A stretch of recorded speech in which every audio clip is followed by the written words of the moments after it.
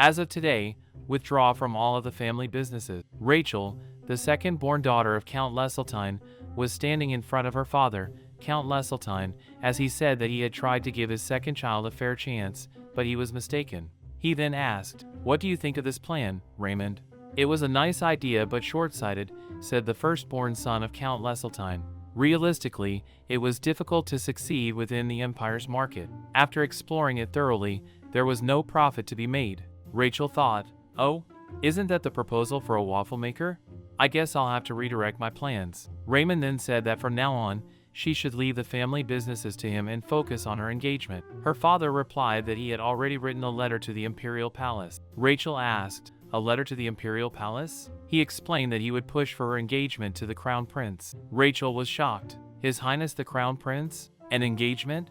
He replied that since she had desired it so desperately, he had already given the letter to a servant, and the carriage should have left by now. Suddenly, Rachel rushed out, shouting that she was leaving. Her father asked where she was going. As the servant was handing over the letter to the carriage, Rachel reached him and told him to wait. The servant asked what was wrong and whether there was a new item she certainly wished to buy. Rachel asked him to give her the engagement letter. As she held the letter, she tore it apart and declared that, as everyone knew, it was a fickle matter. She had just blocked one of the routes toward destruction. That's right. The romance novel centered around a female protagonist called Leave the supporting cast alone. 2 days ago, Rachel had possessed one of the novel's characters, a girl who had lived happily with her parents and younger brother. In her previous life, she had succeeded in joining a large company and worked in its overseas department, yet she eventually passed away due to overworking. She had wanted to attend her younger brother's entrance ceremony. Still, she had lived a wonderful life. If only she had not been obsessed with baking. The bread she made was surprisingly delicious, and she had dreamed of saving enough money to open a bakery. After getting used to the transmigration, she started looking forward to her new life. This world possessed all kinds of tools powered by magical energy. Her family seemed to have amassed enormous wealth through the production of such magical tools. Indeed, it was the prestigious Lesseltine family. The one who brought the family to ruin in the original story was the villainous Rachel. Almost every business she touched failed. She harassed the female lead until she finally received punishment. Since Rachel had memorized the original story thoroughly, she believed she could avoid that downfall. Now nothing could stop her bakery. That was how her passion for baking began to burn even brighter. Rachel's father then asked whether she had torn up the letter containing the details of the engagement. Rachel replied that she had. She handed him a paper and stated that it was her new business plan. It was Transmigrated Rachel's first business proposal. Her father replied that he would allow it, but under one condition. If she failed once more, she would marry the owner of the Danave merchant. The leader of the Danave merchants was Daniel Danave. Rachel thought that it probably would not work out anyway. Daniel claimed to be politically neutral, there were no negative rumors surrounding him, and his family was highly respected. In the original story, he was one of the male leads. It seemed her father truly cared about his daughter. Even though the family remained neutral, he had still considered an engagement with the crown prince. However, Rachel disliked the idea of getting married without her consent. She agreed that if her business failed, she would obey. Her father replied that he understood and that once it happened, she would come crawling back. Rachel answered that it would only happen if she failed. Her father then asked where she planned on opening the bakery. Rachel replied that it would be on Lilfrost 7th Street. She wanted to operate near the Duke of Hesse's residence. Her father pointed out that there was no geographical or economic advantage there. Rachel could practically see the little hope he still had in her slipping away. In the end, the Count purchased the building for her. The landlord was the Count himself. How convenient. She did not even have to pay rent. Although she did not yet have enough funds to obtain a loan under her own name, she did possess an untouched mind. Rachel's personal maid then asked whether she was truly going out alone, dressed as a maid and without an escort. Rachel reassured her that she would never be scolded for this and asked her to keep it a secret between them. Matilda promised that she would, assuring her lady that she could trust her. She would be careful not to get caught until Rachel returned. Rachel thanked her and said she would be in her care. As expected, the attitude change after a bribe was immediate. Although Rachel relied on Matilda, the maid was still ultimately employed by Raymond. Still, Rachel liked people who were transparent and easy to understand. While traveling, a man asked whether she was running an errand for Miss Rachel. Rachel replied that she was and that it was quite important. The man remarked that she seemed to be a new maid and that it must be difficult since every maid who worked for Lady Rachel eventually wanted to quit. Rachel thought it felt strange being criticized for something she had never even done. Thanks to that misunderstanding, however, the man seemed willing to give her a ride without even knowing her. He then asked where she was headed. Rachel answered, Citron Square. In reality, her intended destination was somewhere else. She simply wanted to avoid Raymond hearing about her plans. From now on, she was going to earn her own money and run her bakery. It had been half a year since Duke Karhan Hessen last came to the capital. Though he traveled to the borders every year for monster subjugation, it always felt like a long time had passed whenever he returned. But now that the report was finished, he should head back to his territory. Suddenly, Duke Karhan Hessen rushed towards something. His assistant asked what it was. The Duke replied that someone had posted an advertisement on the street trees. The assistant immediately responded that he would check whether it was authorized. The Duke told him to leave it. The assistant thought that the Duke must be angry and that he should remove it quickly. After getting off his horse, the assistant realized that the poster was nowhere to be seen. The Duke had already put it in his pocket. Back at Grace's place, a lady asked who the person she was here to see was. Grace replied that she was looking for bank president Robert Deneve and that she had urgent business regarding an investment. She then asked for a moment to catch her breath from the carriage ride. The lady informed her that if she wished to meet the bank president, she would need to schedule an appointment and return later. Grace thought that of course she would not simply be allowed inside. There was no other choice then. She had not wanted to attract attention, but suddenly she threw herself onto the floor and shouted that if that was the case, then she wanted to meet the head of the Deneve Merchant Guild. She loudly called for Daniel Deneve. The lady was startled and asked why she was suddenly looking for him there. She immediately called for the guards. The guards grabbed Grace and demanded to know why she was asking to meet the bank president's sworn enemy right there. Suddenly, someone walked in and asked what all the commotion was about. It was Robert Deneve, the president of Citron Central Bank. Grace immediately said that she had come because she knew of a solid investment opportunity. It was related to expanding into the Aval Kingdom's market. She asked for a moment of his time. Robert then invited her into his office and instructed the maid that there was no need to prepare tea. Grace noticed this. As he lit a cigarette, she remarked that there was no need to set the mood either. He replied that he knew she disliked the smell of cigars. Grace immediately called that nonsense and pointed out that he was the one holding his breath right now and should be honest. Suddenly, he told her to sit down. Daniel Deneve, the head of the Deneve Merchant Guild, and Robert, the president of Citron Bank, were supposedly twin brothers who despised each other so much that they never met. But in reality, after Robert's death, it was revealed that his younger brother Daniel had been playing both roles all along. Rachel thought that even if she spent 24 hours thinking about it, it still would not be enough. Maybe because she had died from overwork in her past life, she could not help feeling bad for him. As far as she knew, Robert had never met her before. For someone of his stature to openly ask about her sources would put her in a difficult position. Rachel then pulled off her hat and decided that she should at least introduce herself. She revealed that she was Rachel Lesseltine of the Count Lesseltine family. Robert replied that he had no interest in high society and had never seen Lady Lesseltine in person, though he had heard she was an exceptional beauty. Rachel immediately washed her face and thought, see, she was obviously Rachel Lesseltine. Beauty? Could he possibly have different tastes in women? She had never expected this kind of situation in a romance fantasy. Realizing she had no other choice, Rachel once again collapsed onto the floor. Robert quickly told her to wait a moment and called for tea, shouting for someone to make sure she did not collapse. As they sat down for tea, he said that before they continued, she needed to promise to keep his identity a secret. Rachel agreed. She then revealed that next spring, diamonds would become all the rage in Aval's high society. Investing in diamond mines now would guarantee massive profits. Robert replied that coming from a Lesseltine, it certainly sounded like credible information. However, the entire world outside the empire was facing famine due to sandstorms, and the diamond mines had completely dried up. If she would not even reveal her sources, what reason did he have to trust her or do business with her? Rachel then pointed out that he had been preparing for wheat exports, hadn't he? This upcoming food crisis would make wheat the empire's greatest asset. She had come there to help him, Daniel. The entire world was suffering from a severe famine caused by widespread sandstorms. Fortunately, the empire avoided a direct hit, but merchants took advantage of the situation by exporting wheat from within the empire at higher prices. At this rate, even the empire's wheat supply could become scarce. To prevent this, the emperor sought a solution. In response, the crown prince proposed a temporary ban on wheat exports. This decision earned him overwhelming support from the people. Rachel explained that the Crown Prince was keeping a close watch and that a crackdown would begin soon. No one, including the Denis Trading Company, would escape their surveillance. She then suggested that all the wheat should be burned before it was discovered. Daniel replied that such an act would be unforgivable even to the people. Rachel asked what he proposed instead. Daniel responded that Lady Lesseltine must already have another solution. She had come there to strike a deal, so if she told him an alternative to burning the wheat, he would give her what she wanted in return. If she offered another method, he would compensate her accordingly. Rachel replied that she appreciated the direct approach and requested a covert account at Citron Bank under President Robert.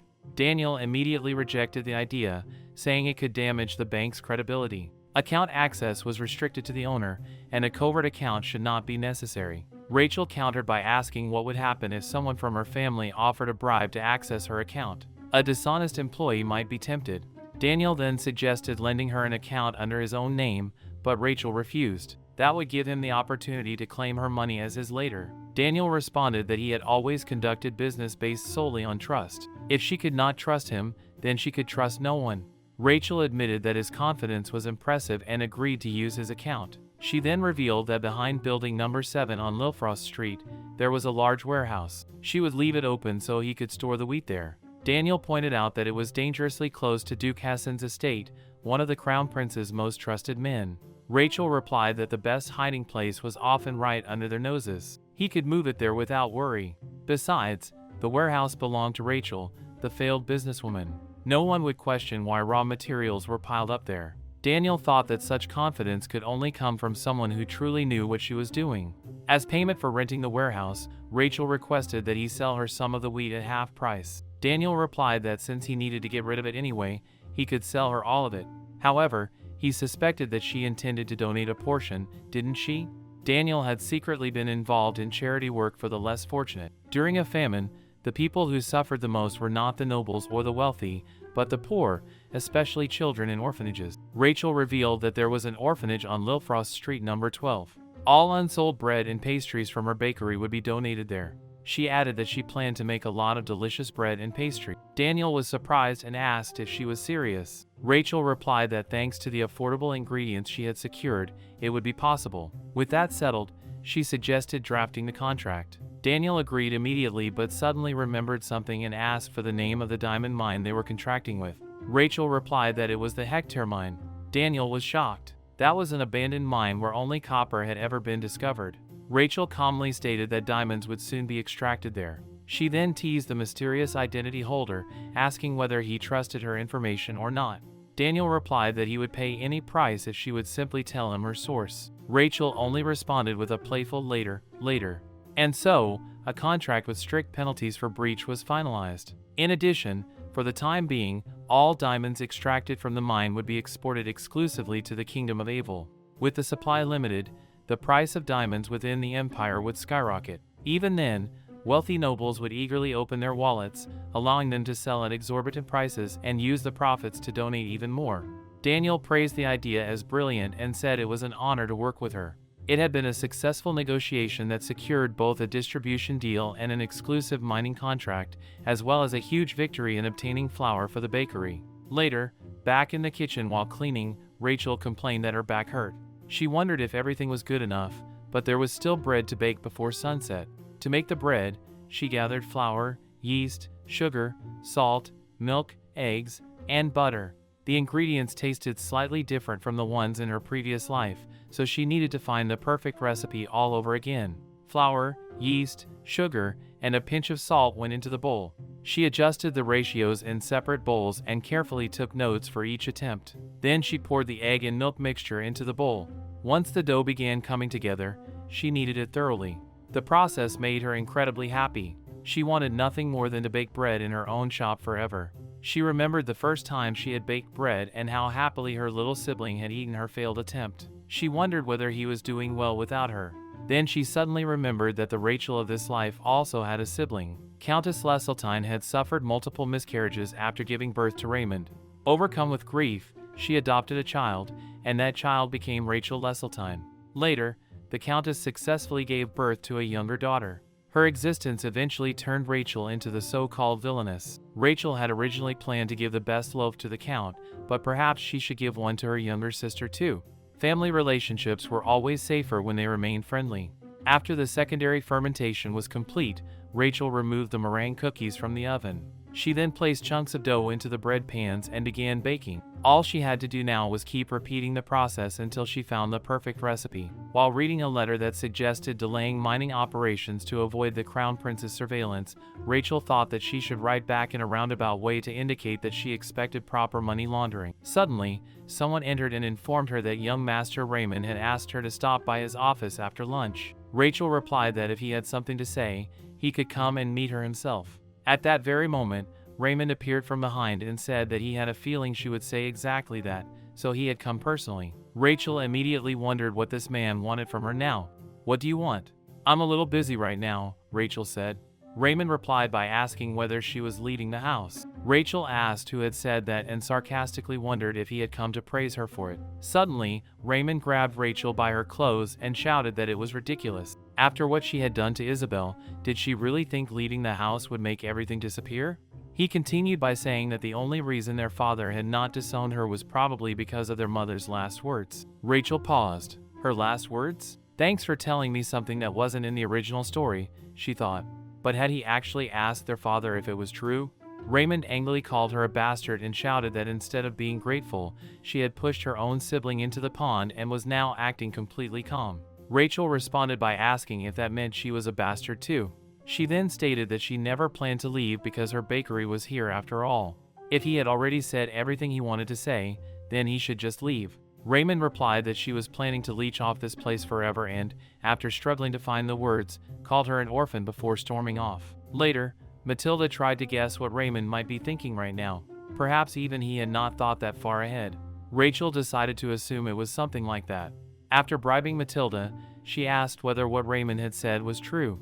Matilda immediately replied that she would never believe such rumors, but unfortunately they were already treated as facts throughout the mansion. Without Rachel's memories, the situation was even more complicated than expected. Isabel, in the original story, had helped paint Rachel as a villain by overreacting and spreading unconfirmed rumors. Rachel had assumed she would not be like that since she was still young, but could it really have been Isabel? Meanwhile, the doctor informed Rachel that Lady Isabel had not regained consciousness yet. Rachel asked if he could step aside for a moment because she wanted to be alone with her. The doctor explained that Lady Isabel was not in a condition to eat and asked Rachel to refrain from bringing food in for the sake of her recovery. Rachel replied that it was not for her. If Isabel had been awake, she would have given it to her. After the doctor left, Rachel looked at Isabel and thought that her hair looked like fresh strawberry jam. As she gently touched her hair, Rachel felt that something was off. Now that she had actually met her, it felt as though Rachel genuinely liked this child rather than resenting her. Rachel softly told Isabel to wake up. When she did, Rachel promised she would make all kinds of delicious food for her. Maybe a slice of cake topped with fresh strawberries, or soft bread filled with blueberries. Homemade cream cheese spread on warm bread sounded good too. They could even share a moist tiramisu with a fork, although Isabel would probably end up with cocoa powder all over her mouth. Rachel promised that once she woke up, she would spoil her with so much bread, so she should hurry up and get better. Later, Rachel returned to the kitchen and continued baking. The freshly baked bread needed time to cool down, while the loaves that had already cooled needed to be packed away. For the grand opening, she would probably focus on the best-selling bread, but for now she wanted to try baking all kinds of varieties. She would not let a single customer slip away.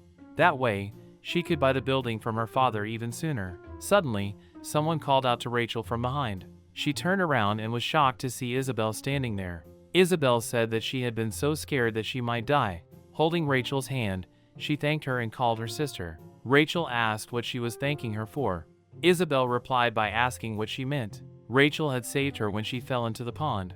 Rachel was confused and wondered how Isabel could even remember that when she had been half conscious in the water. Isabel explained that while she had been half asleep yesterday, she heard Rachel's voice and knew for sure.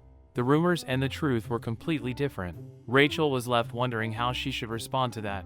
For now, she decided to give Isabel something to eat. She offered her some bread and explained that she had made it specifically for her. Isabel happily accepted and thanked her sister, saying that she loved it. Suddenly, Raymond burst into the room and demanded to know what Rachel thought she was doing. Rachel could only stare in disbelief. What was he doing here again? Raymond demanded to know why Isabel had been brought there without permission and what Rachel was feeding her. Rachel calmly replied that she had not known Isabel was coming and that she was only giving her some meringue cookies she had made herself. She then asked Isabel how they tasted.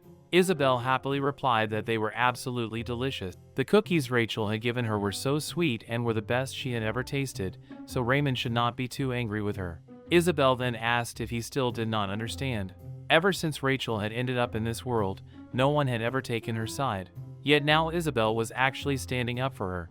Isabel then asked Raymond what he had been doing when she fell into the pond. She explained that she had been terrified, but Rachel had fought off a giant octopus monster with a whisk. She had even defeated a mansion-sized lizard with an oven tray.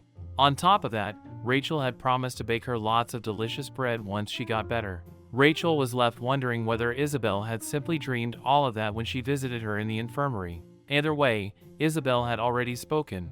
Rachel told Raymond that she did not care what he thought about her, but surely he was not planning to ignore his precious little sister. She then asked how Isabel had even found her. Isabel explained that she had offered money to anyone who could tell her where Rachel was, and one of Raymond's servants had brought her straight there. Rachel nodded. That certainly explained it. She promised Isabel that she would make her something even tastier next time. One day before the bakery's grand opening, Rachel looked around and realized she really needed to clear out the weeds. However, she also wanted to try making a few more items before opening day. The bread dough was fermenting in the oven's residual heat, and the wheat Daniel had planned to export had already been processed into 2 different types of flour.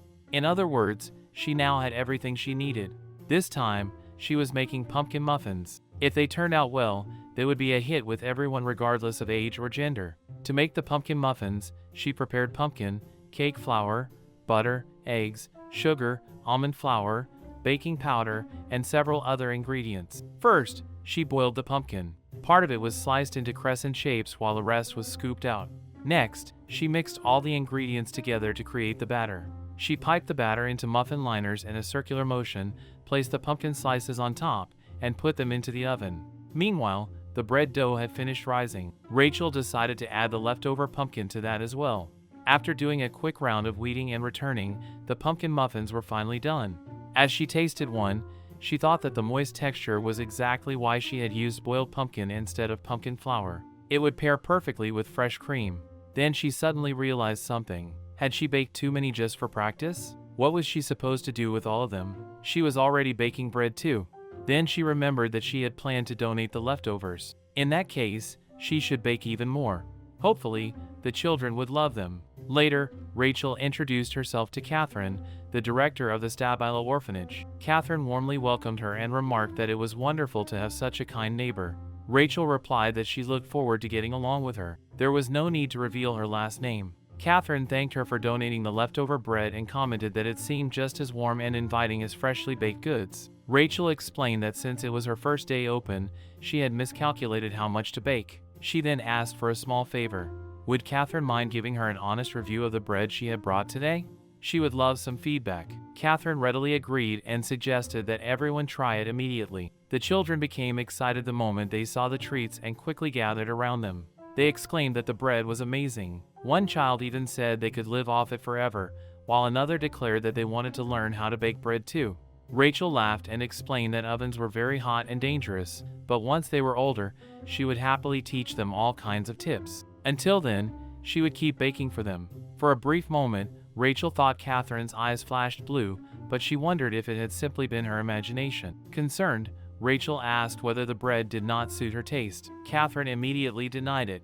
The rich aroma and perfect texture made it exceptional. It would even make a wonderful gift. Rachel thanked her for the kind words. Catherine continued by saying that out of all the bread she had ever tasted, this was the best. Rachel's bakery was bound to succeed. Hearing that the children loved it so much, Rachel promised to bring some over from time to time, even on days when everything sold out. With that, she prepared to leave and wished everyone well. As she headed back, she wondered whether the bread had not sold well on opening day.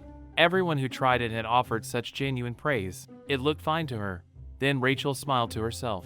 It was finally time to show her kind-hearted neighbor what real money tasted like. Customers lined up outside the bakery asking whether there was any good morning bread available, if it was possible to place large orders in advance, and what time the bread and muffins would be ready. Rachel cheerfully explained that the good morning bread was on the shelf over there and that she would help them with their purchases. She also informed them that they were currently preparing a reservation system, that bread came out in the morning, and that muffins were usually available around lunchtime. Looking at the crowd, Rachel could not help but wonder why the place had become so popular. As customer after customer thanked her and wished her a nice day, everything eventually sold out.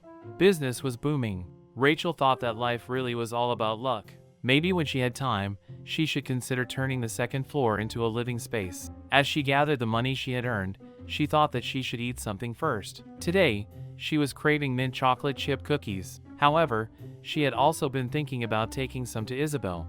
What if Isabel was not a fan of mint chocolate? Rachel could already imagine Raymond seeing her spit it out and shouting that she was a jerk for feeding Isabel something so disgusting. He would probably call her a villain all over again. To be safe, Rachel decided to make chocolate chip cookies too. She would add some nuts to make them extra nutty. To make the mint chocolate chip cookies and nut chocolate chip cookies, she prepared mint chocolate, chocolate chips, nuts, cake flour, butter, eggs, sugar, baking powder, and salt. Since she could not find mint chocolate anywhere in this world, she had made it herself. First, she melted white chocolate and added peppermint oil and food coloring. Then she piped it into small shapes and allowed it to harden. After that, she mixed the prepared ingredients to make the dough and divided it into 2 bowls. She added chopped chocolate chips to one bowl and mint chocolate chips to the other. Then she kneaded the dough until no dry flour remained. She reminded herself to be careful not to overmix it, or the cookies would become tough. Next, she dropped rounded spoonfuls of dough onto a parchment-lined baking sheet. One batch was topped with teardrop-shaped mint chocolates, while the other was topped with nuts. Once the oven had finished preheating, she placed the cookie dough inside and waited. Before long, the cookies were finished. The aroma was wonderfully nutty. Rachel hoped Isabel would like them too. Later, Rachel went to visit Isabel. Isabel happily asked whether Rachel had come to see her. Rachel replied that of course she had. After all, she had promised to make her delicious bread and desserts. Isabel excitedly asked what she had made this time. Rachel told her to guess. Isabel insisted on smelling it first. Rachel agreed but told her to keep her eyes tightly closed. After taking a sniff, Isabel remarked that it smelled nutty and guessed that Rachel had made cookies for her. Rachel confirmed that she was correct and encouraged her to try them. Isabel happily picked up a cookie, took a bite, and immediately declared that they were delicious. Rachel smiled and said she was glad Isabel liked them. Isabel replied that she was so happy Rachel had baked cookies specifically for her and confessed that she really loved her. Rachel warmly replied that she loved Isabel too. Suddenly, however, Rachel felt something was wrong. Standing nearby were her father, Raymond, and the doctor. The doctor explained that Isabel had recently become sick because of nuts and absolutely must not eat them anymore. Isabel obediently replied that she would not eat nuts again. She admitted that she was scared she might die, but these were cookies that her big sister had made. If she refused to eat them, everyone would doubt Rachel's abilities again.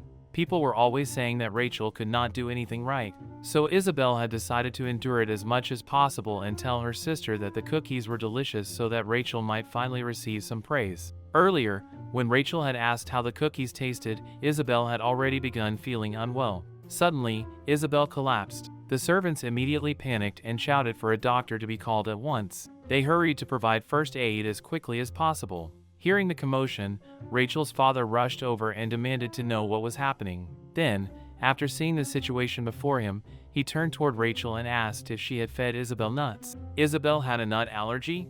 Rachel had no idea. It had never once been mentioned in the original story. But did the original Rachel not know either? Both the Count and Raymond had shouted at her. Then they turned away with disappointed expression. Rachel could feel that they had truly given up on her. The next day, someone knocked at her door. It was Daniel. He asked whether she was all right.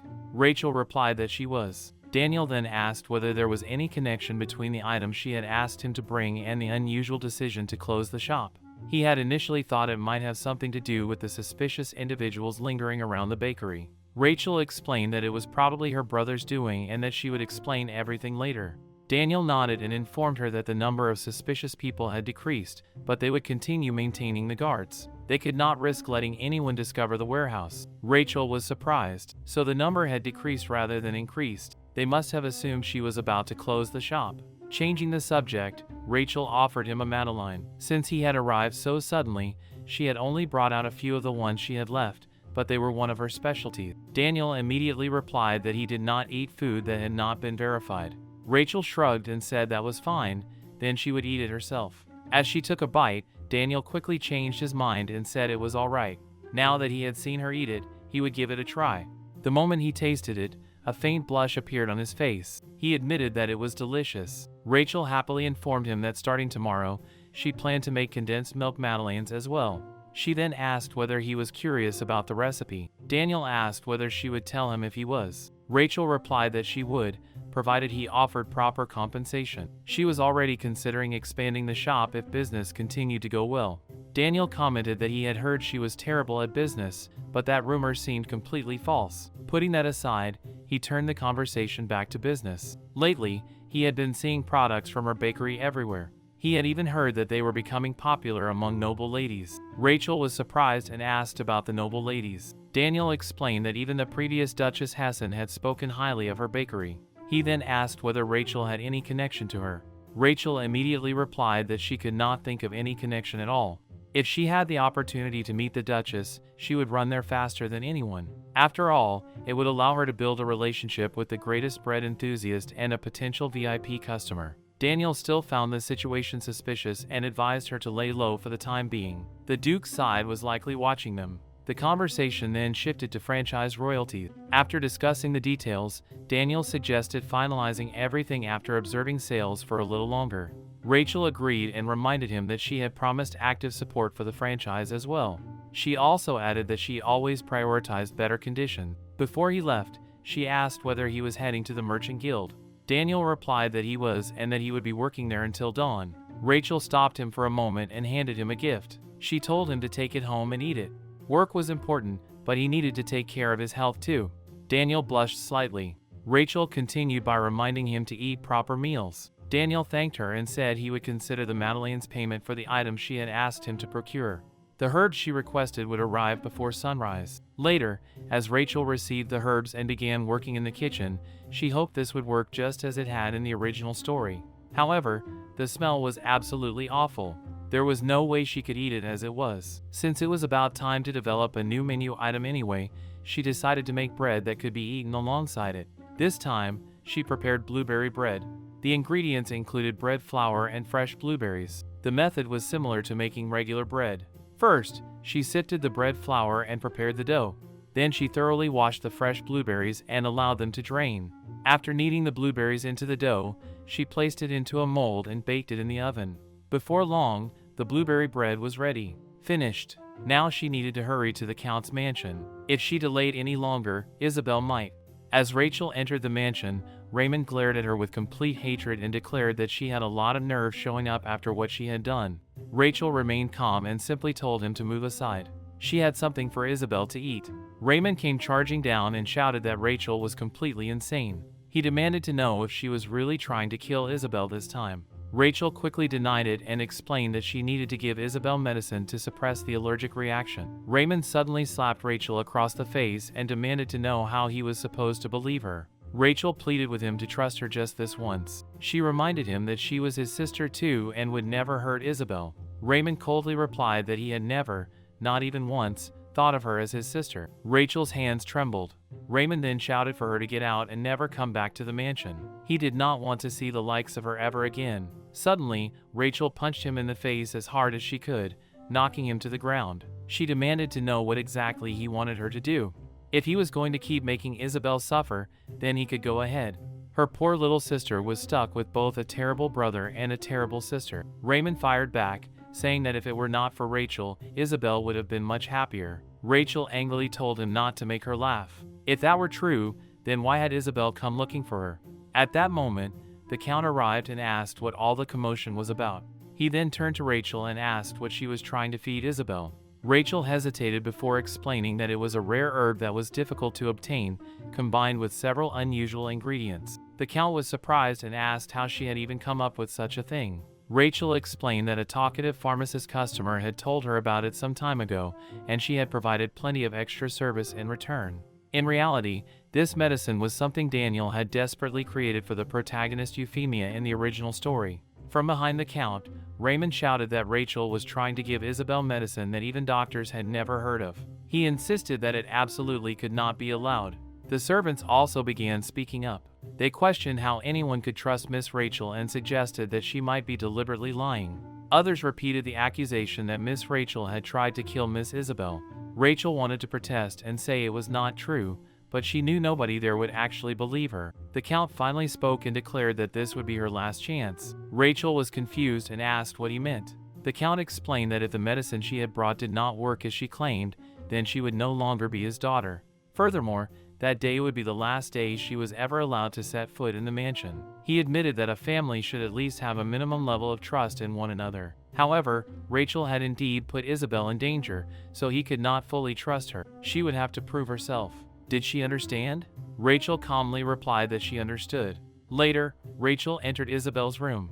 Filled with a tangle of complicated emotions, she handed Isabel the medicine. Isabel drank it, and after a long and exhausting day, everything finally came to an end.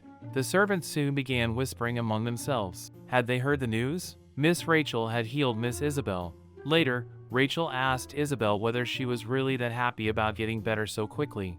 Isabel replied that she was happy about that, but she was even happier that Rachel had come to see her. She then explained that Brother Raymond had always told her never to eat peanuts, walnuts, or similar foods. She apologized and admitted that she hated them. She had only tried to endure it. Rachel gently reassured her that it was all right. Everything had worked out in the end. She could not stand seeing Isabel in pain either. Rachel then asked why she had done it. Isabel replied that it was because she did not want other people speaking badly about her sister. While they were talking, a maid brought in the blueberry bread Rachel had baked. It was so delicious that even after a single bite, everyone was impressed. The maid enthusiastically praised Rachel's skills, saying they truly were amazing. She admitted that she did not understand why Miss Rachel was surrounded by such awful rumors. No matter how many stories people made up, they simply did not match reality. After saying that, the maid excused herself and left. Once Isabel's condition had improved, Rachel began thinking seriously about the situation. It seemed that it was not merely bad rumors spreading around. There was clearly something more going on behind the scenes. For the after-meal dessert, we have yuzu pound cake and raspberry cake, Your Excellency, said the servant. The Duke replied that he would pass on dessert and asked for some tea instead. The servant acknowledged the request, while one of the guests remarked that everyone said the desserts at the Duke's residence were a must-try. The Duke's head maid certainly had excellent taste. Another servant commented that the head maid's taste reflected that of the Duke himself. Count Duchin then expressed his gratitude that the Duke had invested in his accessory business and promised to do his utmost if entrusted with it. As the desserts were served, the Count was immediately impressed. The raspberry jam was exquisitely layered between the cake sheets. If it were sold separately, he would gladly buy it. The yuzu pound cake was equally incredible. Its aroma and texture were in perfect harmony. Despite not usually being fond of cakes, he found it truly amazing. Suddenly, the Duke placed both hands on the table and announced that he had just remembered an urgent matter. He suggested ending the conversation there for the day. Count Duchin was startled and pointed out that they had not yet finished discussing the collaboration contract. The Duke simply replied that they would meet again later. After the guests left, the Duke picked up the cakes and returned to his room. As he ate them, he thought that while the taste was excellent, something still felt missing. Then he noticed the vanilla-flavored advertisement from Rachel's bakery and thought that thanks to his mother, he now had a reason to visit. However, he had heard that the bakery had closed only a few days after opening. What on earth had happened to the owner? Meanwhile, back at the mansion, a maid came rushing in. She insisted that even if Rachel interrogated her, she knew nothing about the pond incident. As she had said before, she was primarily on young Master Raymond's side, so even if she did know something, it would be difficult for her to say. All she knew were the rumors circulating around the mansion. Rachel quietly bribed her. The maid then admitted that not only had she heard the rumors, but she had actively helped spread them as well. Despite having wide connections throughout the mansion, she still did not know who had originally started them. Rachel offered more money. At that, the maid finally revealed that she had heard it was Maid Joan who had increased the credibility of the rumors. Rachel praised Matilda's honest nature when money was involved. Matilda bashfully replied that Rachel was too much. She then explained that Joan had provided the crucial testimony regarding the incident. According to Joan, on the day of the accident, Miss Isabel and young Master Raymond had been walking together. After Isabel wandered away from Raymond, she had been looking into the fish pond. Suddenly, Rachel had appeared and pushed Isabel straight into the water. That was the testimony Joan had given. Even now, While public opinion throughout the mansion was beginning to shift, Joan was still using the private room she had received for witness protection. Hearing this, Rachel decided to visit her personally. Upon entering the room, Joan nervously asked what had brought Miss Rachel to such a humble place. Rachel replied that she simply wanted to ask about the pond incident and wondered how much Joan had been paid to lie. Joan immediately acted offended and asked what kind of nonsense Rachel was talking about. Rachel calmly replied that Joan was the one talking nonsense. She knew the testimony was false. Joan demanded to know what grounds Rachel had for making such accusations. She insisted that she had seen everything clearly with her own eyes and accused Rachel of trying to slander a witness. She even remarked how disappointed the other masters would be if they heard such things. Rachel found it ridiculous. Even though she was an adopted daughter, she was still technically Joan's employer, yet the maid dared to speak back to her so disrespectfully. At that moment, Matilda stepped forward from behind Rachel and pointed out that it was not slander at all. Joan had been in the courtyard, far from the pond, at the time of the incident. Joan froze in shock and asked whether Matilda had somehow seen her there that day. Matilda explained that she had not personally witnessed it. However, on that particular day, the head maid had urgently needed someone to work as a porter because a guest had arrived to discuss business with the Count. That guest had seen Joan in the courtyard. If it were merely a servant's word, that would be one thing. But if it came from one of the Count's guests, then it became solid evidence that Rachel could not have fabricated. The guest had initially thought they might have been mistaken, but if they asked the Count, he could surely contact the guest and confirm everything properly. Joan immediately began to tremble. Rachel calmly informed her that she had heard all of that, hadn't she? She was willing to give Joan one chance to avoid being kicked out of the mansion. All Joan had to do was tell the truth. Rachel then looked directly at her and asked who had bribed her to give a false testimony. Did you hear the news? Miss Rachel wasn't actually the madam's child. The servants gossiped among themselves. One of them wondered why the madam had revealed such a fact right before she passed away. Another replied that the more important question was why they should still call Rachel Miss at all. After all, she was supposedly just a commoner like them. Someone else agreed and suggested that perhaps the madam had revealed the truth because she was worried that Rachel might harm Miss Isabel. Thinking back on it, one servant recalled hearing that Duchess Sealda had been by the madam's side before her death. Perhaps she had wanted to ask her close friend for help.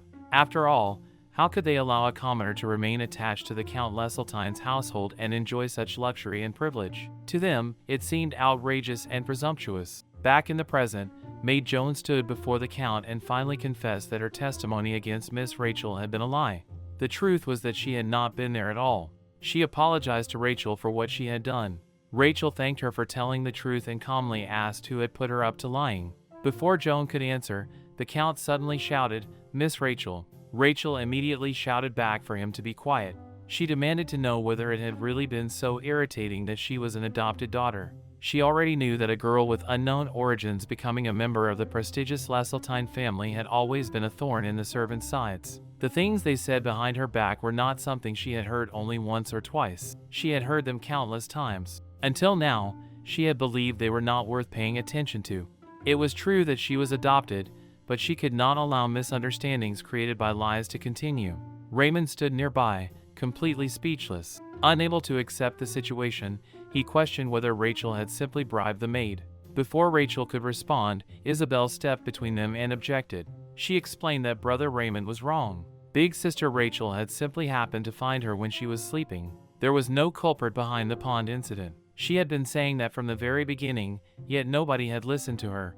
Isabel continued by saying that no matter how kind Rachel was, she should not let something like this slide. She wanted to use this opportunity to clarify the truth for everyone. She was not covering up for Rachel's mistakes. She was simply telling the truth. Listening to Isabel, Rachel began to wonder whether, in the original story, Isabel might not have disliked Rachel at first. Perhaps it was only because everyone around her constantly spoke badly about Rachel that she eventually came to believe she was truly a bad person. Rachel thanked Isabel for believing in her. Later, back in the Count's office, he asked where the head butler was. One of the servants replied that there was still no clear answer, but they had gone to search his room. Shortly afterward, a reply arrived. Someone had seen a maid presumed to be Joan somewhere other than the pond at the time of the incident. The Count was furious. Rachel had been framed, and such a thing had happened within his own household. One of the attendants carefully pointed out that if this incident became known outside the mansion, it would greatly damage the family's reputation. If they simply punished the head butler appropriately, time would naturally clear away the false accusations against the young miss. The Count remained silent as he considered the situation. Later, while walking through the mansion corridor, the Count came across the doctor carrying a tray.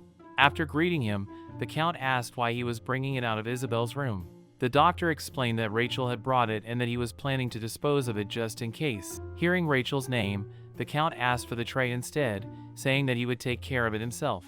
When he entered Isabel's room, he saw Rachel sitting beside Isabel's bed, gently telling her to wake up. When she did, Rachel promised that she would make all kinds of delicious bread for her.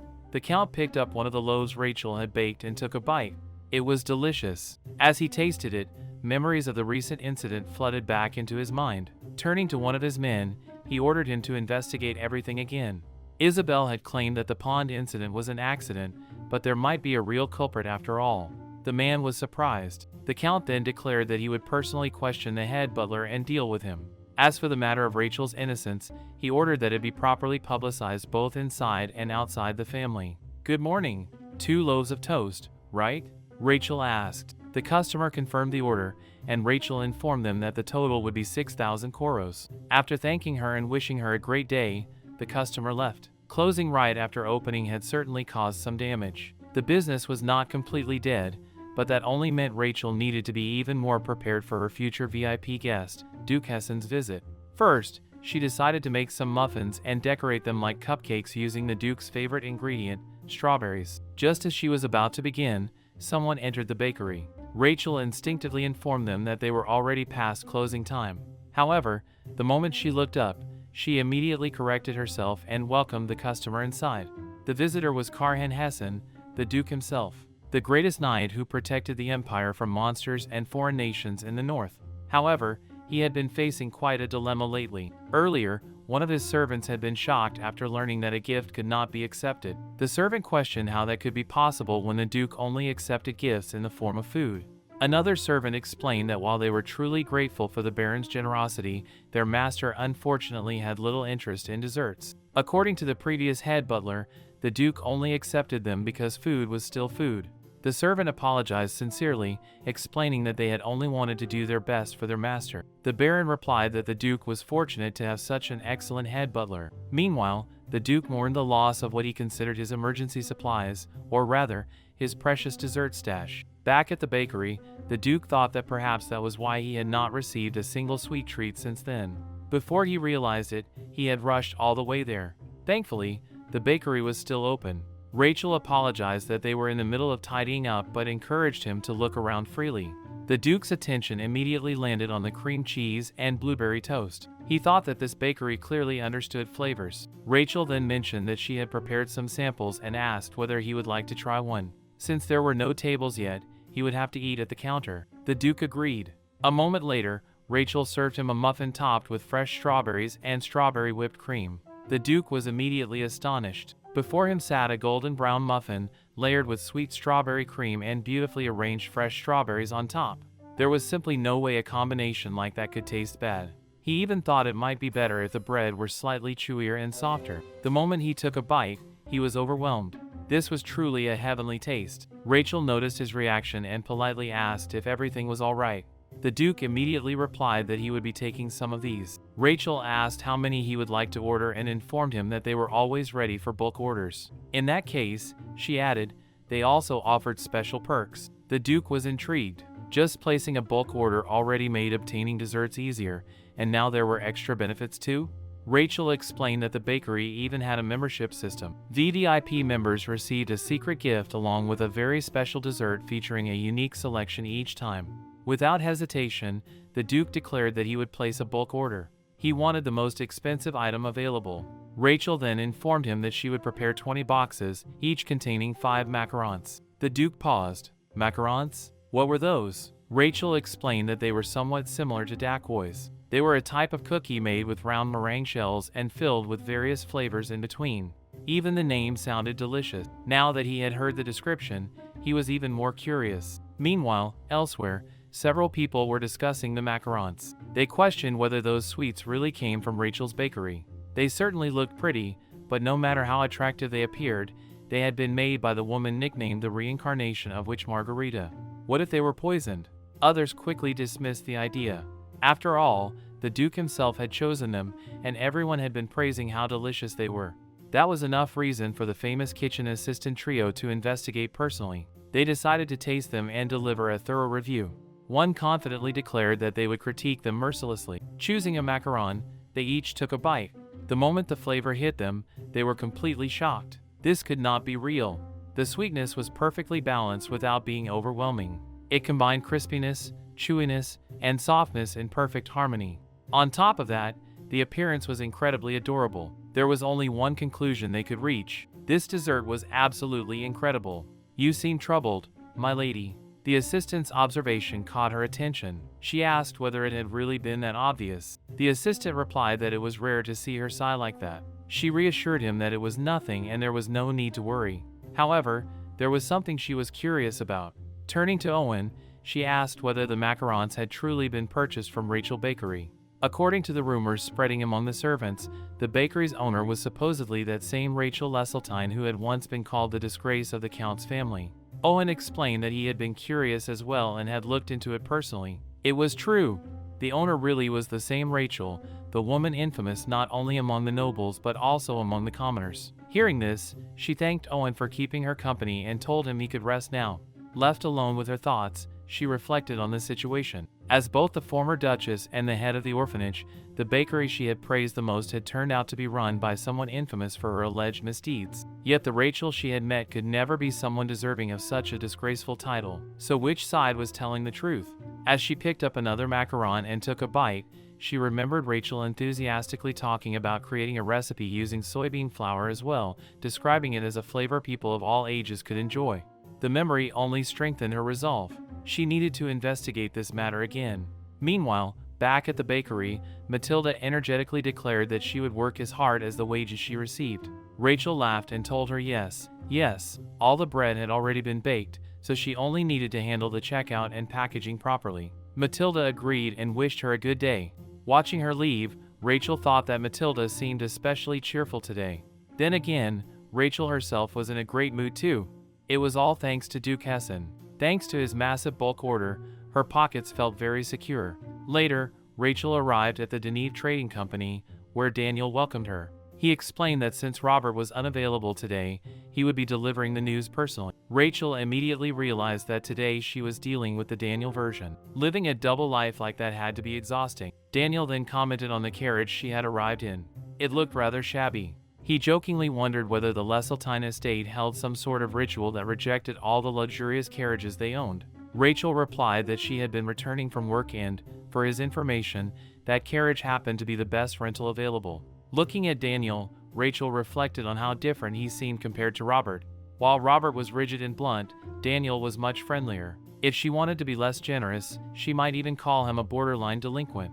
If she had not known the original story, she would never have believed Robert and Daniel were the same person. It felt like only yesterday that he had not even offered her a cup of tea during their first meeting. Now she had clearly become an important business partner. Curious, Rachel asked what kind of news was important enough to summon her all the way to the Deneve Trading Company. Daniel replied that it was news he believed would make her very happy. Just as she had predicted, high-quality diamonds had been discovered in the mine. However, if they wanted to sell them at high prices, skilled craftsmen would be essential. Rachel asked whether he planned to commission House Duesong. Daniel replied that he was still considering it. Rachel admitted that House Duesong possessed some of the finest craftsmanship available, but she was concerned about Duke Hessen. It seemed they had fallen under suspicion. Recently, the Duke had taken an interest in House Duesong's business. No concrete discussions had occurred yet, but the warehouse guards reported that he had visited Rachel's bakery after closing hours. There was a possibility he had noticed something and done it deliberately. Rachel admitted that might be true. Even so, leaving the Duke's misunderstanding unresolved felt somewhat wrong. Still, she had never planned to work with House Duesong anyway, so in a way it worked out. Count Duesong was a shameless con artist with a terrible personality. If only the novel had mentioned who the heroine eventually entrusted the crafting work to. Unfortunately, that detail had never been revealed. For now, Rachel decided to focus only on what she could control. She instructed Daniel to look into another jeweler instead. If the Duke was suspicious of them, they would simply have to play around it. Daniel laughed and remarked that the response sounded exactly like something she would say. Just in case, however, he handed her a backup business card and suggested that it might be wise to temporarily halt the mining operations as well. Rachel casually agreed before immediately changing the subject. Instead, she wanted to move up the opening date for the second store. She promised to pay him as soon as the diamond mining was complete and asked him to find a suitable location within Deneve territory first. Daniel quickly realized that she was trying to use up the wheat as fast as possible. Conveniently, there happened to be an unused building in the territory, and he offered to lease it to her for free. Rachel shook her head. She doubted she could keep using it for free forever. It would be better to decide in advance what the monthly rent would be once the wheat supply was gone. Daniel commented that it seemed they still had not built enough trust for a simple verbal agreement. Rachel replied that such caution was only natural with anyone. With that settled, she suggested drawing up a contract immediately. Meanwhile, as Matilda was cleaning the bakery, Irene suddenly walked in and asked whether she was really working at that villainous shop. Matilda? That girl who's obsessed with money? Irene was surprised. She asked whether they were still in touch. She admitted that she had never liked how obsessed Matilda was with money. Still, that girl was actually quite cute whenever she talked about money while munching her lips. A few months earlier, Matilda had informed Irene that starting the next day, she would be working under Rachel. Irene had been shocked. That villainous? Matilda had happily confirmed it and explained that she had volunteered for the position herself. Irene could not understand why she would do such a thing when Rachel had such a terrible reputation even within the mansion. Matilda simply replied that being a personal servant paid very well. After that conversation, they had both become busy and had not been able to meet for quite some time. Back then, Matilda had excitedly declared that she was going to make a fortune. She would come up with a plan to rake in money no matter what it took. However, she had also worried that such plans might cause a lot of people to suffer. Rachel had reassured her that if she did well, she would be rewarded handsomely. Upon hearing that, Matilda confidently promised that she should just trust her. She would bring the world to her lady's feet. Thinking back on it now, Irene could not help but wonder whether Matilda's obsession with money had really gone that far. Matilda quickly told her to snap out of it. She had been doing just fine. When Irene asked if that was really true, Matilda confidently replied that it was. She had even gotten the chance to see her lady again. At that moment, Matilda welcomed her into Rachel Bakery and suggested that they continue their conversation inside. As Irene followed her in, she glanced behind them and noticed someone standing nearby who looked strangely familiar. Perhaps it was just her imagination. Once inside the bakery, Irene asked whether Matilda was really saying that her lady was not a bad person. Matilda immediately told her not to get her started. The head butler had caused a huge mess recently. He had been bribing maids to frame Rachel with all sorts of false accusations. He had always taken pride in serving a noble family for generations, but apparently he could not stand serving a foster daughter who had originally been a commoner. Irene found it hard to believe that even the head butler would plan something like that. Matilda clarified that he had not necessarily planned it himself, but he had certainly allowed it to happen. After all, the young master of the Lesseltine family absolutely despised Rachel. Irene then asked about all the rumors. What about the stories claiming Rachel deliberately kicked servants out in the middle of winter when it was hardest to find work, or shoved them into stables full of manure? As they discussed the matter, a suspicious female customer nearby quietly listened to every word. Just then, another customer entered the bakery. Matilda greeted them as usual, but this new customer was actually Duke Hessen in disguise. Irene suddenly felt uneasy. She asked Matilda whether she had noticed that the two customers over there looked oddly familiar. Matilda dismissed the idea and told her not to be ridiculous. However, at that exact moment, the Duke accidentally bumped into the mysterious woman. He apologized politely, and she replied that it was all right. Yet both of them seemed visibly startled when they looked at each other. Matilda immediately became suspicious. Was that some kind of secret signal? She remembered Rachel's instruction. If she ever saw someone suspicious or dangerous, she was supposed to go through the back door. There was a warehouse past the alley, and guards were stationed nearby. All she had to do was call them. Turning to Irene, Matilda asked if she could watch the counter for a moment. She would be right back. Irene agreed, though she nervously wondered whether she could handle the packaging by herself. What if some suspicious people tried talking to her while she was alone? Then a terrifying thought crossed her mind. What if there was another suspicious person? Suddenly, Rachel walked into the bakery. Relieved, Iron thought that at least it was someone as harmless and cute as a rabbit. Rachel immediately complimented her packaging skills. Iron thanked her and asked whether she had perhaps forgotten something she had been looking for. Rachel simply replied no and headed upstairs. Watching her go, Iron became confused. Were customers even allowed to go upstairs? Meanwhile, Matilda returned with several guards and pointed toward the suspicious customers. She explained that those people seemed suspicious somehow and might have come to harm her lady. The moment the guards approached, one of the suspects suddenly ran away. Everyone was shocked. Why was he running? That made him look even more suspicious. The guards immediately chased after him, shouting for him to stop. They quickly managed to catch the other suspicious customer instead. To everyone's surprise, the woman identified herself as the head of the orphanage. Surely the guards remembered her. She explained that there was a reason she was disguised and begged them to keep their voices down. At that moment, everyone was left wondering the same thing. What on earth was happening in this bakery? Matilda stepped outside the shop and muttered to herself, wondering where that thug had gone. If she ever ran into him on the street again, she would make sure he got what was coming to him. Deciding there was no point searching any longer, she headed back inside the bakery. The moment she returned, she noticed that Iron had already folded a huge number of boxes. At this rate, Matilda joked that she might as well leave the entire store to Iron and take the afternoon off. Iron immediately asked what she had just said. Matilda quickly brushed it off and told her she was doing a great job.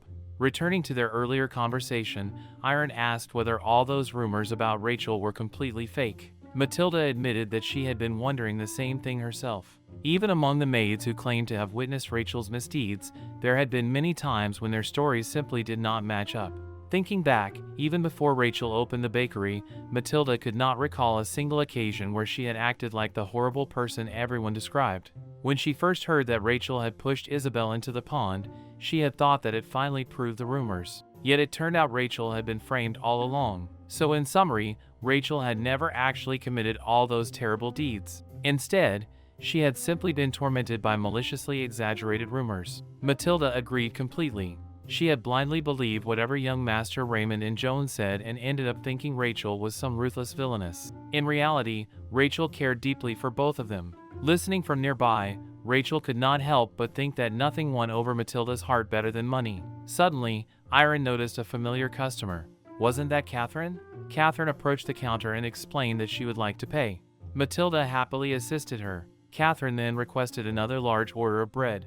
In fact, she wanted to buy every single loaf currently available in the bakery and have all of it delivered to the Stabilo orphanage just down the block. Matilda immediately accepted the order and thanked her profusely. Watching the interaction, Iron commented that Catherine must really love the bakery's bread. Catherine smiled and admitted that she did. She also happened to know the owner quite well. Then she casually asked whether the bakery had sold any blueberry bread the previous day. Matilda replied that they had not. The bakery had been far too busy filling macaron orders to make blueberry bread. Catherine nodded thoughtfully. That was strange because Rachel had donated blueberry bread to the orphanage yesterday. Realization suddenly struck Iron. Did that mean Rachel had baked it fresh specifically for the donation? Catherine confirmed that it was true. Rachel never simply donated leftover bread. She always baked fresh batches specifically for the children. Rachel was genuinely a kind person. Embarrassed for overhearing, Catherine apologized, but neither of them minded.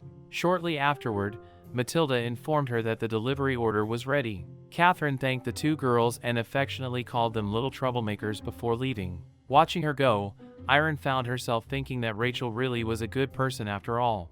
A little later, Rachel returned to the bakery. Iron immediately apologized and informed her that they had completely sold out of everything. Rachel replied that she had not come back because of that. She then asked if Iron was indeed Iron. Introducing herself as the owner of the bakery, Rachel smiled warmly. Iron was completely shocked. She immediately apologized and expressed what an honor it was to meet her. Rachel quickly downplayed it, insisting that she was not nearly as amazing as people thought. If anything, Iron possessed skills that Rachel would love to learn herself. Curious, Rachel asked what Iron did for a living. Iron explained that she worked at the Hessen Ducal estate and assisted in the kitchen alongside her younger siblings. Hearing that, Rachel immediately became interested.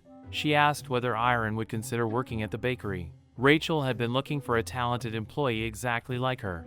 The offered salary was 6 million Caroso per month, along with bonuses, overtime pay, additional allowances, and a retirement fund. Irene could hardly believe her ears. Rachel then added that before anything else, she wanted to properly compensate her for helping out that day. She encouraged Irene to seriously consider the offer. With that, Rachel said goodbye and prepared to leave. Watching her go, Irene could only think that Miss Rachel was absolutely amazing. Meanwhile, Rachel wandered through the neighborhood once again. She had lost count of how many times she had walked these streets searching. Where had her future VIP customer gone? Had he already returned to the mansion? Surely he would not come back to the bakery, would he? Just then, Rachel sensed someone behind her. Turning around, she found herself face to face with Duquesne. He handed her an item and explained that she had dropped it. Rachel thanked him and, without thinking, referred to him as her dear gold customer. She even promised to provide plenty of special service next time. The moment the words left her mouth, Rachel froze. Wait a second. She was not supposed to act like she knew who he was. Technically, she was not supposed to know the identity of the mysterious customer hiding beneath that robe. Rachel quickly tried to explain herself, but Carhan simply replied that he had already had a hunch. It turned out that both of them had known each other's identities all along. Rachel was completely confused. He knew she was Rachel? She rarely attended social gatherings, so there was no way he should have recognized her face. He must have overheard Matilda and Irene talking earlier. Not that Rachel had really been trying to hide it in the first place. Curious, she asked how he had known when they had never met before. Then she immediately confirmed that she was indeed the owner of the bakery. It was time to act extra surprised. After all, this person was her future VIP customer, so she might as well put in some extra customer service effort while she was at it. Rachel asked whether he had enjoyed the macarons he ordered. She even mentioned that she had taken extra care when packaging his box. Carhan replied that the strawberry one had been decent. Rachel immediately became curious. Which strawberry macaron? If she remembered correctly, nearly 80% of the box had contained strawberry-flavored desserts. Carhan then wondered whether Rachel had somehow known he liked strawberries. Rachel casually explained that his eyes had never left the strawberry section of the display. Carhan nodded and admitted that it had been very good and very sweet. As expected, Carhan was not particularly skilled with words. However, he possessed an incredible ability to distinguish flavors. Even in the original story, he had been overshadowed by the kind-hearted Daniel and the charismatic Crown Prince. Still, while the other two relied on wealth and power to win people's hearts, Carhan was the only one who competed with sincerity. He genuinely loved desserts. Their Carhan was actually a pretty great guy. Later, back at the bakery, Matilda asked Rachel whether she was planning to make her own dress for the spring banquet. Rachel was confused and asked what she was talking about. Matilda explained that she assumed Rachel was working on a dress design. Rachel shook her head and said it was merely practice. She would probably have her dress tailored at Sabril, just like last time. Matilda seemed surprised and asked why she was not going to Elegance Boutique. Their designs had become incredibly popular lately. Rachel replied that she doubted she could go there after everything that had happened. Matilda immediately realized she was referring to that incident. Before Rachel could say anything else, Matilda grabbed a design and declared that she was getting rid of this dress immediately. Rachel was confused. Last time, Matilda had said she liked that design. Matilda suddenly changed her tune and claimed that she no longer liked it. It was not to her taste anymore. Then she carelessly remarked that commoners simply lacked refinement. The moment those words left her mouth, Rachel turned around and beat the living daylights out of her. While desperately trying to survive the assault, Matilda thought that she had spoken recklessly without thinking. She needed to apologize and smooth things over somehow. Suddenly, her eyes landed on a dress she was holding. Wait a second. Wasn't that the dress Rachel had designed? Looking back, Matilda remembered shouting at someone and demanding to know who had told them to throw it away. The answer had been simple. Miss Rachel had ordered it. Rachel had been furious. Unforgivable. As Rachel and Matilda recalled the entire incident, Rachel suddenly realized something. Wait a second. Didn't that mean Matilda had technically been the one who started the whole fire? Well, what was done was done. In the original story, Jack had been supposed to catch the Empress's attention at the spring banquet. After that, his success skyrocketed, and he eventually gained the heroine's favor. Thanks to the protagonist's influence, he reclaimed the position of top boutique and later got proper revenge on Rachel. Rachel had originally hoped to cut him off before that happened. Then another thought occurred to her. If she could catch Her Majesty the Empress's attention instead, it would generate incredible publicity. Matilda then suggested taking advantage of the unique nature of this year's spring banquet. This banquet was being held in honor of the empire's 500th anniversary. She had heard that Her Majesty was putting far more effort into it than usual.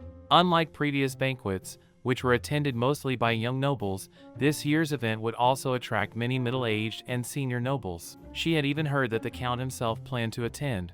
Rachel nodded enthusiastically. That was right. Then she suddenly paused and stared at Matilda. Did this girl even realize how valuable all this information was? Rachel asked where she had learned all of it. Matilda looked confused and replied that it was just common knowledge. She simply overheard things while going about her day. Rachel had thought this before, but Matilda gathered an absurd amount of information without even realizing its value. Since she had provided such a useful idea, Rachel decided to reward her. She handed Matilda some money. Matilda immediately accepted it despite having no idea what it was actually for and thanked her enthusiastically. Watching her reaction, Rachel came to a firm conclusion. She definitely needed to keep Matilda close from now on. Catherine spotted Rachel outside pulling weeds from the ground. She called out to her, and Rachel greeted Director Catherine warmly. Catherine looked around at the large number of weeds and asked whether Rachel was really taking care of all of them by herself. There were so many that she could not understand why Rachel had not called for help. Rachel laughed and explained that she thought it would be good exercise to pull them out herself. Besides, hiring people could be quite expensive. Catherine then asked what next week's recommended bread would be. If there was something new, she would love to try it. Rachel told her to wait a moment before hurrying inside. A short while later, she returned carrying something in her hands and asked whether Catherine would mind testing it for her. Catherine looked at it curiously. Was this the new injialmi macaron? Rachel confirmed that it was and explained that she was still refining the recipe. Excited, Catherine immediately agreed to try it. As she took a bite, Rachel carefully observed her reaction. The soybean powder made the macaron somewhat difficult to eat neatly, yet Catherine somehow managed to eat it with remarkable elegance. After finishing a bite, Catherine's eyes widened. It was absolutely amazing. The nutty flavor and subtle sweetness blended together beautifully. It was not overly sweet, making it easy to enjoy without feeling overwhelmed. Catherine then asked whether something was going on. Rachel seemed to be putting an unusual amount of effort into it. Rachel admitted that there was a reason. This time, she was planning a special event centered around the injialmi macaron. Catherine pointed out that the injialmi macaron was already popular among a wide range of age groups. Rachel agreed, but explained that because of the soybean powder, many people found it difficult to eat neatly. As a result, its individual recognition was not as high as she had hoped. That was why she had refined the recipe even further. Her goal was to make it famous enough to receive supply proposals for major events one day. Catherine repeated the idea with admiration. Rachel wanted to gain enough recognition to receive proposals for major events. Smiling, Catherine promised that she would be cheering for her. She was certain it would work out. Back in the kitchen, Rachel continued perfecting the recipe. First, she prepared the meringue. Then she sifted the powder and mixed it in carefully according to the correct proportion. The mixture was transferred into a piping bag and piped out little by little before being baked. She reminded herself to be careful not to set the temperature too high. Once finished, the macaron shells were complete. Next, she added boiled syrup to another batch of meringue to create the cream filling. The cream was sandwiched between the shells, and finally each macaron was rolled in soybean powder. Roll it, and roll it again. Before long, countless injialmi macarons had been completed. Looking at the mountain of finished macarons, Rachel found the situation almost strange. She had worked incredibly hard to prepare them, but she had not expected things to go this well. At that moment, Gray approached and asked whether she was all right. Rachel looked exhausted. Gray offered to wash the baking trays in the yard. Rachel thanked him but reminded him that he already had enough work with his escort duties. As a token of gratitude, she handed him one of the macarons. Gray thanked her and took a bite. The moment he tasted it, he seemed to ascend into another world. Rachel immediately knew it. Gray was one of them, someone who truly loved bread. Suddenly, a man burst into the bakery and shouted Rachel's name. Alarmed, he asked whether she was all right because she looked terribly pale and far more exhausted than usual. Rachel explained that she was fine and had simply gotten too much flour on herself while working. Relieved, the man said he was not particularly knowledgeable about bread, but he had come to report something suspicious. Rachel asked what it was. The man explained that there were suspicious individuals wandering nearby asking about something called injialmi. Rachel immediately shouted that injialmi was simply the name of a dessert coated in soybean powder.